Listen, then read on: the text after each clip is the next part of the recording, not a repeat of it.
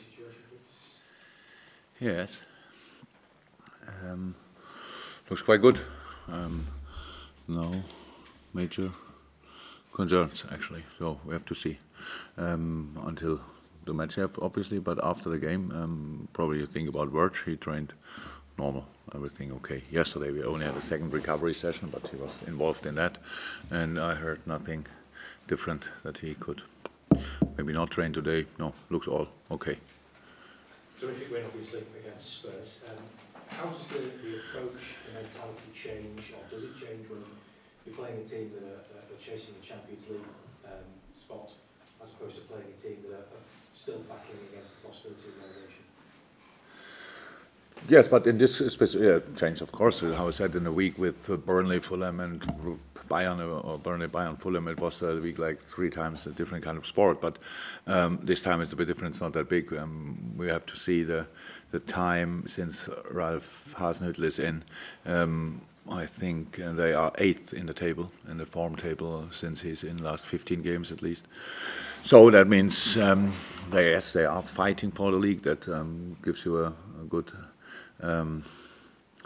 information about the intensity of the game, probably. That's clear. It's a home game for Southampton. That's another thing. But on the other hand side, they play football. They have a clear style. Meanwhile, he's made a few really good decisions. I have to say the job he's doing since he's there is incredible, and brought young players in. For academy players, it's good, of course, but on the other hand side, in the situation when he came in, it's a pretty brave as well. So that's a good side. It's a really good side, and we know about that. Analyze was very interesting because it doesn't look like a team who fights for the league, we would say. They look confident. They do what they do, and they stick to it, and it's good. If the games they lost were rather unlucky, then that they played bad, I would say. And as is always the case at this time of this season, there are games going on all over the place all the time. Will you be watching Manchester City's game against Cardiff tonight, or you not take much notice of the things that are going on in the other teams around you tonight? Is it possible to watch it? I think so, yeah. Yes, it's live. Yeah, probably I watch it, and it's not usual that all games during the week are that you can watch them. Then I watch it then because of Cardiff and not because of Man City, because we play Cardiff in a couple of weeks, and so then I will watch it. And just a word about Virgil, if I may, as well. Hopefully he will be fit, as you said. But when I've spoken to either forward players or even current players, they all say he's the sort of player who makes everybody around him a better player. So is that something that you see as well? So what does he do that can have that effect? Well, that's what you expect and what you hope for when if a player is coming in, that he makes the whole team better. That's how it is, and that's how good players are. So, and he's obviously a very good player, and of course he makes players better around them. But it's our I said it a couple of times, and he's so important to us, and it's not only as a player, as a person as well. He's a brilliant boy. Everything is. I couldn't say a bad word about him even if I wanted. It's difficult, really. So that's how it is. But on the other hand side, and he knows that as all the other know it as well, that you need the boys around. It doesn't work. And there's one situation now, and there are always situations. A 1 versus 2 situation. Yeah, he needed Ali, of course, to be there. But at the end, he did it for at least. It felt like 50 seconds alone, and he decided 100% right. But on the other hand side, they still could have scored in the situation.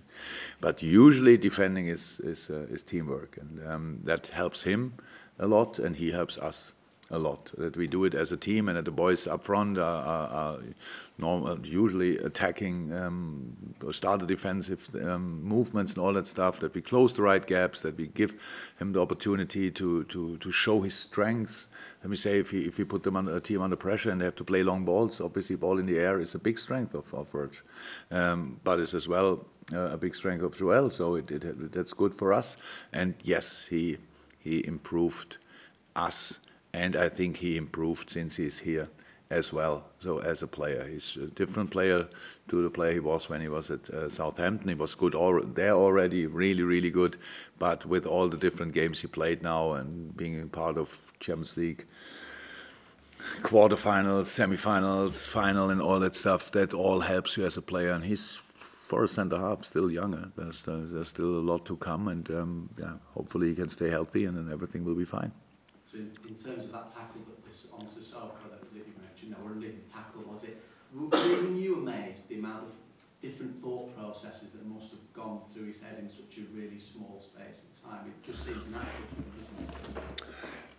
Yeah, no, I didn't think about that. It's how you would expect that the defender defends it, because you cannot concentrate on one player and say, okay, pass the ball to the other one. He has to defend two players. That's how it is. You have to close the passing way to the other player, and it's in football always like this. If you cannot be active, then you have to give the other player the opportunity to make a mistake. Let me say it like this. And that's what he actually he did. It could have happened that the ball bounced a bit too far from his foot in the dribbling, and then he could have been there. So that's a defending situation. But that's all theory. You have to do it in the right moment. You have to use all the things you know about football in the right moments. That's our life, and in this moment he did it perfect.